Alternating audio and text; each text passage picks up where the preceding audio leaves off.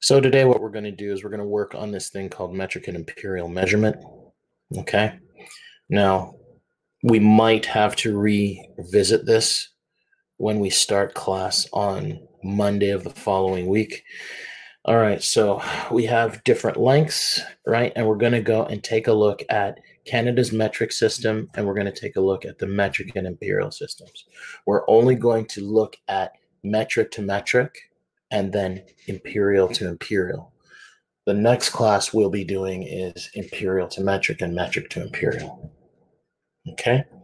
All right, so here are the things that I want you to copy down. Pause the video and copy down these lists. We have imperial measurements, which are lengths, volume, width, height, and temperature. And these things here are the different types of abbreviations. Tablespoon is TSP, fluid ounce, pints, quarts, and gallons. And this C stands for cups. We have ounces and pounds or tons for weight, and we have F for Fahrenheit. For other imperial measurements, we've got tablespoons for length. We have lengths in feet, inches, and yards. We also have and miles. And we also have things defining different volumes, such as tablespoons. We also have weight, which deals with pounds and tons. All right, so now let's go through some of our examples.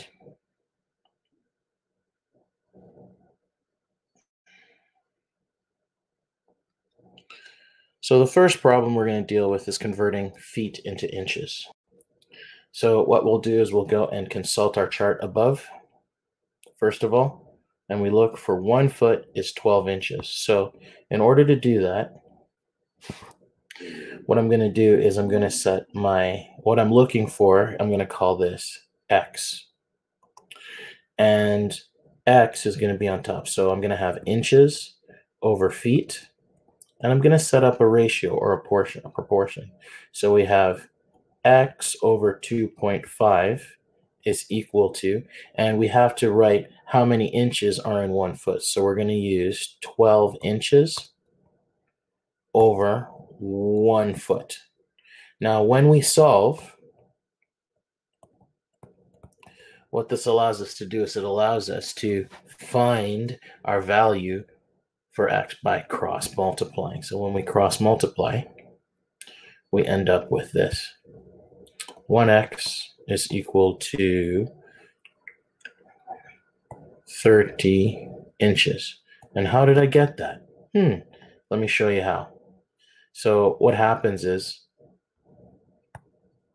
when you do this, you literally have to go 12 times 2.5, and then you get 1x is that, and you end up with 1x is equal to 30, but divide both sides by 1.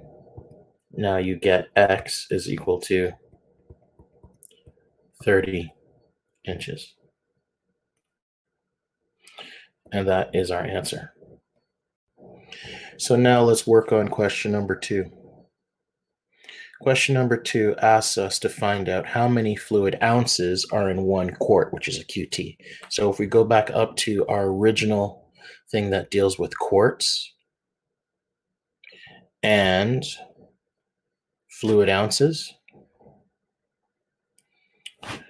we look for fluid ounces. And how that works is kind of weird because you've literally got 1 pint is 20 fluid ounces, right? But 1 quart is 2 pints. Okay, so we have to change our information from pints to fluid ounces or fluid ounces to pints. And then we're going to change our quarts, our pints into quarts. So 1 pint is 20 fluid ounces. So let's do that first. So we're looking for X again, and we're eventually going to have to change ounces into quarts.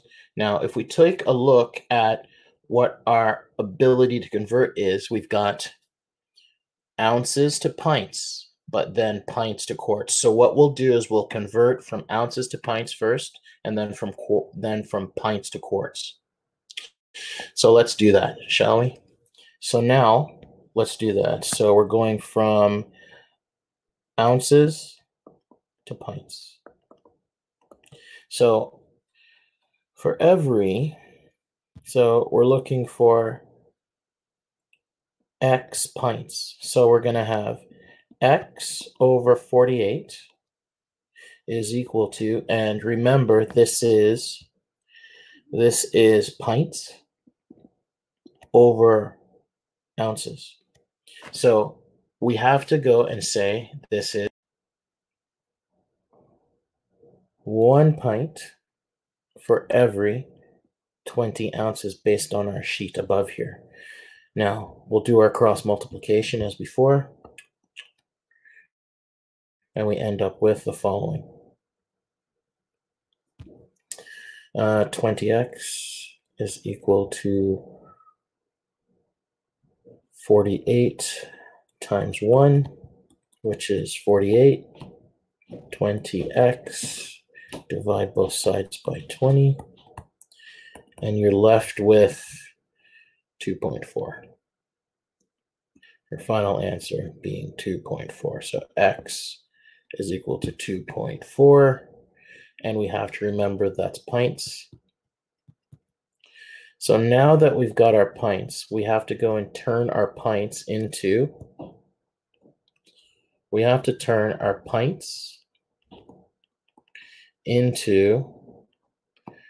X quarts.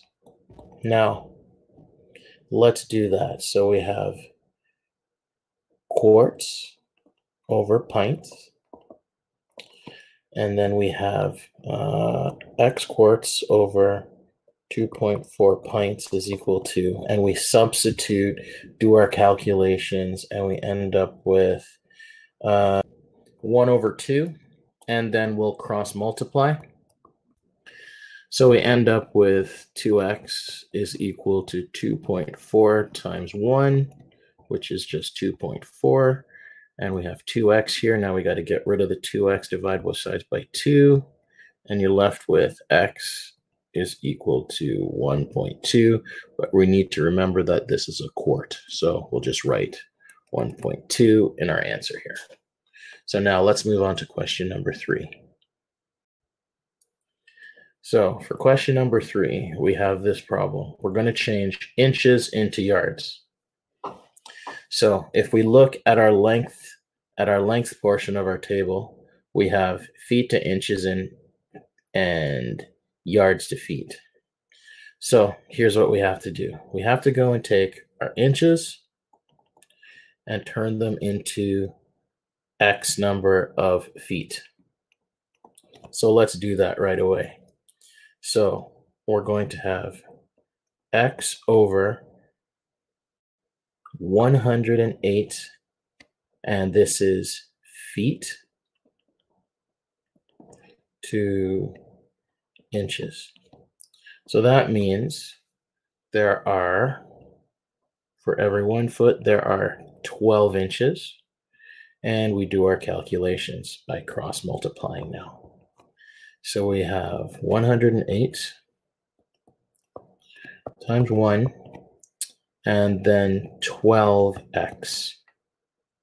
So now this side becomes 108. We have 12x. Divide both sides by 12. And you end up with x being 9 feet. So now that we've done that, we're going to have to go and convert from feet to blank yards. Okay, so we're going to have X yards over a certain number of feet. So when you go look at your chart, for every 1 yard, there are 3 feet. So we're going to have X yards over 9 feet, which is what we have. And we're going to say for every 1 yard, there are 3 feet. And now we'll cross multiply. And we end up with 3x is equal to 9 times 1, which is 9. So 3x is equal to 9. So that means we divide both sides by 3. And we end up with x equaling 3 feet.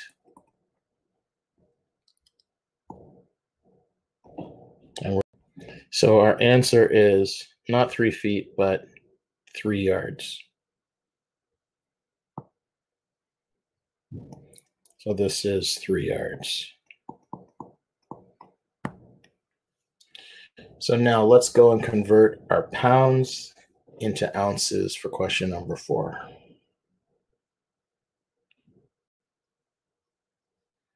Okay, so for this one, we just had to use the concept of ounces to pounds, and there was 16 ounces for every 1 pound, and that's where we got this bracket, this calculation here. Then we cross multiply to get this, substitute it, and we end up with this. All right, on to page 2. So when we're talking about metric units, this is what is used in most places in the world. There are only a few places that use the first stuff that we were doing, which was metric. So now for length, we have millimeter, centimeter, meter, and kilometer. For volume, we have milliliter, liter, and kiloliter. For weight, we have milligram, gram, kilogram, and the ton. Okay, and then we have for temperature Celsius. Now, this is what we're most important, where I want you to make sure you copy down.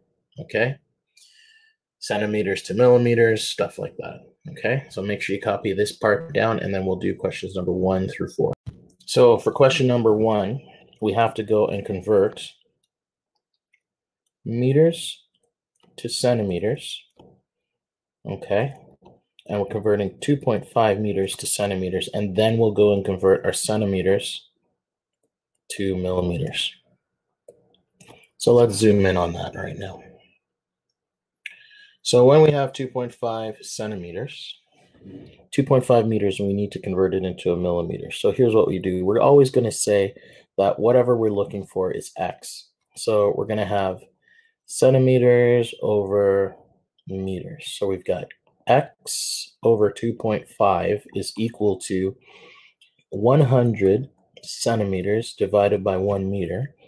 And then what we do is we cross multiply. So now we've got 1x is equal to 2.5 times 100. And when you solve, you end up with 2,500. And that is centimeters. So x ends up being 2.5 centimeters. So now let's go and figure out what 2,500 centimeters turns into if we're looking for millimeters. So you know that we're still looking for x again. So we're going to have millimeters over centimeters, which is x over 2,500 is equal to, well, how many millimeters are in 1 centimeter? So that's 10 to 1.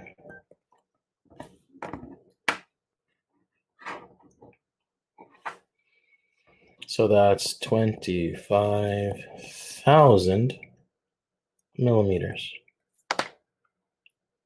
So you end up with 1x is that, and you solve. So now I got 5,000 milliliters, right? I need to change that into liters. All right. Now, my sheet says that for every liter, there are 1,000 milliliters, right? So we don't have much to do other than to call this x, right? So we're going to have liters over milliliters. So we got x over 5,000. All right, what do I put here for my ratio? I need to know. Who's got that for me? Tell me. Somebody, put on your mic and tell me what the answer should be. What should the ratio be? It should be something over something. 1 over 1,000. Boom, 1 over 1,000. Who was that? Who said that? Huh? Matt? All right, cool. All right, next. So now we need to cross multiply like before. Boom, boom. And so now we're going to have 1000x is equal to 5,000 times 1 is just 5,000, right? And now, yep. And now what do we do? Somebody, anybody. I know it's Monday. Divide by 1,000. Yeah, I know. So we divide by 1,000, divide by 1,000, and we're left with x is equal to 5 liters. There is our answer, and you're just going to put 5 liters on your sheet above. Okay? All right. All right. So now, Olivia. Okay, so now let's move on to question number 3. I'd like somebody to help me figure this out. I want somebody to, you don't have to say your name, but all you have to do is you have to help me figure out what I'm going to do with this.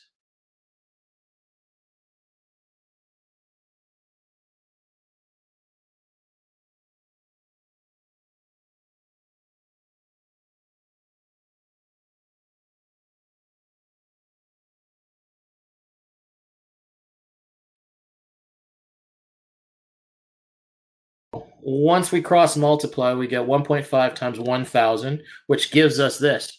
Well, 1x just turns into x, so that means x is 1,500 grams. And we're done. So now we have to go and use that in our next calculation. We got to go 1,500 grams gets turned into milligrams, right? I'm going to call this x. So the reason why I always do this is I always write this x beside what I'm looking for, and then I say, okay, so it's mg over g, right? And then I go and write mg is x over 1,500, which means that my milligrams is 1,000 over 1, right? Now, some of you guys, when you did your work last week, you were doing this and you mixed up the units that you had to identify for your fraction here, right? Then you go and cross multiply. Bam, bam. And then you end up with x, 1x is equal to, well, 1,500 times 1,000. Good job, guys. So you got x is equal to 1.5 million. And I think it's milligrams. And that's your answer. And then you fill it out here. 1, 5, 1, 2, 3, 4, 5. I've just given you the ratio. I've given you the equivalences for meters to centimeters and kilometers to meters. Your job is, on a separate piece of paper, put your notes away. I don't want you to look at this. I want you to sit down and try this problem. 1,500 meters is equal to x kilometers. Convert your work from centimeters to meters, and then once you got your meters, go and convert your meters into kilometers. And give me the answer, please. All right? Get her done. So for me, I have to remember, I got to go and change centimeters to meters. And once I do that, it's going to be x meters here. So I'm going to have meters over centimeters. So we're going to have x over 15,000 centimeters is equal to 1 meter over 100. Cross multiply, you're going to get 100x is equal to, let's say, 1500, because 15,000 times 1 is that. Then we divide both sides by 100, and you end up with x equaling, does this jive, guys? 150 meters. Yeah, that's what I got. Cool. And basically what we do is, once we've solved our meters calculation, which is here, right, we take our results and we put it into a conversion from meters to kilometers. And then we do our cross multiplication. Okay. And when we do our cross multiplication, that will allow us to get 1x is equal to 150,000 meters. Now, here's the problem that we didn't take up before I left last week. Okay. Let's take a look here. This problem here, I want everybody to make sure that you have this in your notes. And if you have and you tried this problem, we're going to do this together right now. So take a minute and write this down. You wish to paint a wall in your room that's 8 foot high by 12 foot long. Paint cost $25 per can, and each can cover 40 square feet, right? Find the cost of painting the wall, and then we're going to include taxes with that. Before we do all of that stuff, I need somebody to tell me how much are my taxes. Okay, so 0.13 or 13%, right? If I want the total to be the final answer, what you do is you take whatever your number is and multiply by 1.13. If I asked you specifically just for the tax, you would get 0.13 times whatever the number is. But if I ask you for the final total in one shot, you go whatever the number times 1.13. I'd like to know how we get this 8 times 12. 96. Excellent. You don't label it as feet, but you label it as feet squared, right? So that tells us what our area is, right? So now we got to figure out the cost, right? So here's what you need to know. You know that we want to find the cost based on X area. Or is it the other way around, guys? I'd like to know. Are we looking for the cost on X area or the area on X cost? In this case, the ratio is going to be the cost on top, which is 25. And then we're going to divide that by, 25. And we're going to divide that by the square feet that are covered. So now do your cross multiplication and tell me what you get. 67.8. Excellent, guys. So it's going to be 67.8. Or is it 80? Is it 80 or 88? What is it? I'm going to put it in.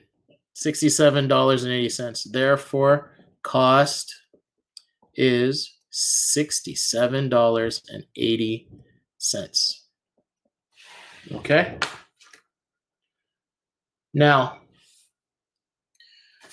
what's left to do is the work that we have for homework, okay? I posted it on the classroom site under a thing called course material. And these are the questions that I want you to be able to do, okay?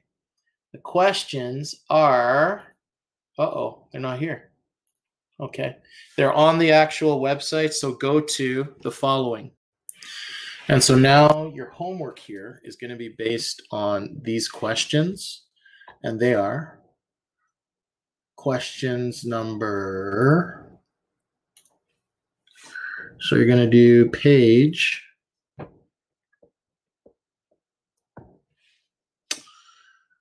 number 10. Page number 10, and we're going to be doing questions numbers 2 to 6, 9, and 12 for our practice. Okay? That's what we're doing for the homework on this lesson. Okay?